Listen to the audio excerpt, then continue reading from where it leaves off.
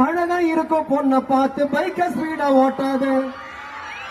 அந்த பொண்ணு கொஞ்சம் சிரிச்சு புட்டா பெண்டு போட்டு காட்டாத.